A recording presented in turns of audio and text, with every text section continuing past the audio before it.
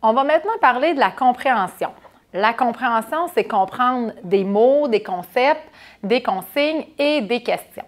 Donc, entre 4 et 5 ans, on s'attend que les enfants comprennent des consignes plus longues. Et évidemment, on va vérifier la compréhension des consignes sans geste parce qu'on veut vraiment vérifier la compréhension verbale.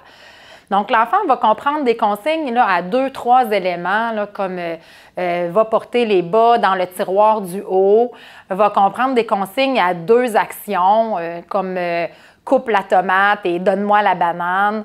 Va aussi comprendre des consignes là, qui impliquent une séquence. Hein. Si on dit, par exemple, ben, avant de laver tes mains, prends-toi du papier. On devrait faire les choses on s'attend que l'enfant puisse exécuter les consignes dans l'ordre. Même chose pour une consigne, bien, quand je vais lever ma main, tu vas pouvoir y aller. Il y a comme une séquence qui est impliquée là-dedans. Puis ça peut être intéressant aussi de vérifier la compréhension des consignes dans le jeu, par exemple dans un jeu de cuisine, dans un jeu de ferme avec des objets, parce que dans notre quotidien, parfois, l'enfant connaît tellement bien sa routine qu'il peut juste simplement se fier sur cette routine-là. Mais dans le jeu, ça nous permet de donner des consignes un peu plus inattendues et de vraiment aller voir les capacités réelles de l'enfant. Au niveau des concepts de base, bien, évidemment, là, à 4 ans, là, on s'attend que les couleurs se soient maîtrisées. L'enfant va aussi maîtriser des notions spatiales hein, quand il s'agit de s'organiser dans l'espace. Donc, des concepts comme on va le mettre en avant, en arrière, lequel est au milieu, quel objet est entre la vache et le cochon, mais le proche, loin. Les voitures font une course, c'est quelle qui est la première, la dernière. Donc ça, c'est tout ce qu'il s'agit de s'orienter dans l'espace. On a aussi tous les termes reliés aux quantités, hein, donc beaucoup, le plus, le moins.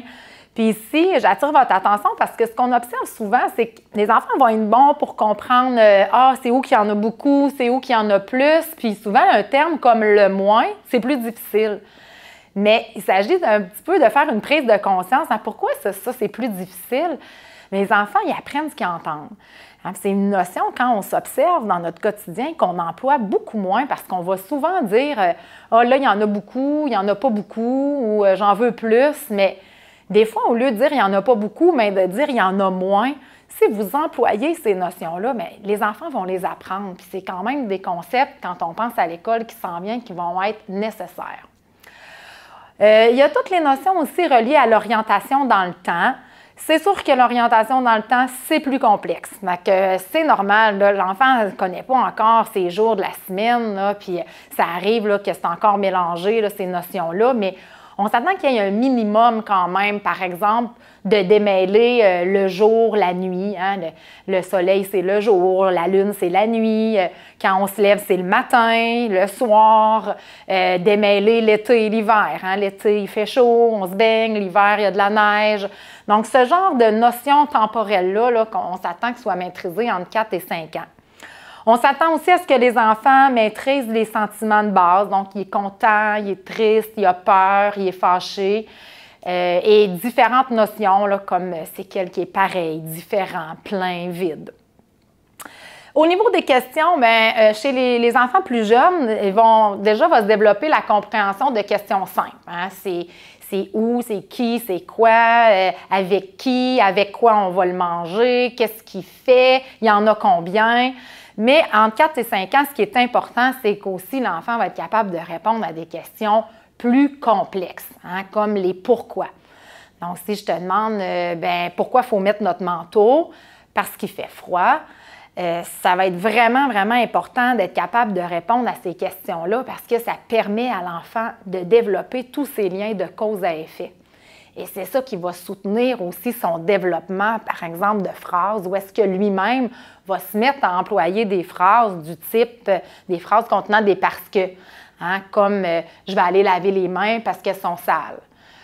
Donc, répondre à des pourquoi, répondre à des comment, hein, il est comment ton vélo, comment il se sent, et répondre à la question quand.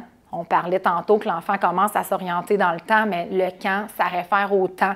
Ce qu'on voit souvent quand les enfants ont de la difficulté avec cette question-là, c'est qu'ils vont répondre le lieu. Hein, c'est quand qu'on voit les étoiles dans le ciel. Donc ça va pas tellement bien ensemble, là, cette question et cette réponse-là. À ce sujet-là, bien, qu'est-ce que ça fait un enfant qui ne comprend pas? J'aimerais ça attirer votre attention là, sur différentes observations que vous pouvez faire.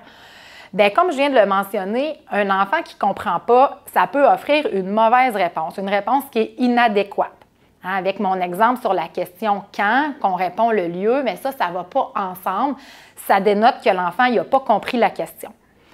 Une autre manifestation, c'est que l'enfant peut répéter la fin de la question. Par exemple, on va lui demander « T'as quel âge? » Âge. C'est quoi que tu veux manger? Manger. Donc, ça, on appelle ça de l'écholalie et répéter comme ça la fin de la question dénote une difficulté de compréhension. Il arrive parfois que les enfants peuvent tout simplement ne pas offrir de réponse. Donc, on pose la question, l'enfant nous regarde, puis il attend, il ne sait pas quoi dire. Ou, ce qu'on observe également, c'est que l'enfant va souvent répondre « oui » de façon inappropriée. Hein, par exemple, on va lui demander « Est-ce que toi, tu as une sœur? » Il va dire « oui », puis le parent à côté va dire « non, il n'y a pas de sœur ». Est-ce que tu as des animaux dans ta maison? L'enfant va dire « ah oui ». Le parent dit « non, il n'y en a pas d'animaux dans notre maison ». Donc ça, ce sont tous des manifestations auxquelles il faut être particulièrement attentif. Puis si on observe ces manifestations-là, ça devrait nous sonner une petite cloche là, pour peut-être porter davantage attention à l'aspect de la compréhension.